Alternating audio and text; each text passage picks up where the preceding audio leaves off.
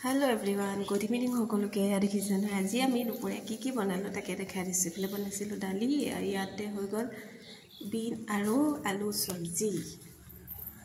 দেখিছেন হয় এনেকৈ বিনৰ সবজি হৈ গল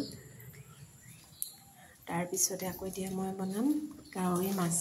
ইয়া দেখিছেন হয় কাৱৈ মাছখিনি প্ৰথমতে বাছি ললো বাছি মিলি ৰেডি কৰি ললো তাৰ পিছতে এইফালে ভোল এটা কাটি ললো ভোল কচু আৰু বিলাহী লগত বনাম কাৱৈ মাছ ইয়া দেখিছেন হালধি অলপ খানি ললো তাৰপিছতে হালধি নিমখ খানি পিনে আৰু ধুনীয়াকৈ এইখিনি ফ্ৰাই কৰি ল'ম এতিয়া অলপ ধুনীয়াকৈ ফ্ৰাই কৰি লৈছোঁ বেছি ডাঙৰ নহয় সিদিনাখন আনিছিলে সেয়া ডাঙৰ আছিলে আজি অলপ সৰু ইয়াতে আছিলে আকৌ এটা হেৰি আপোনাৰ কি বুলি কয় এইটো কান্দুলি মাছটো অকণমান ডাঙৰ আছিলে সেইকাৰণে কাটি পেলালোঁ কিন্তু মাছখিনি ফ্ৰাই কৰি হৈ গ'ল তাৰপিছতে আকৌ এয়া বনাই ল'লোঁ তাৰ তেলতে পাঁচফোৰণ অকণমান দি এইখিনি ঢালি দিম এতিয়া ভোল কচু আৰু বিলাহী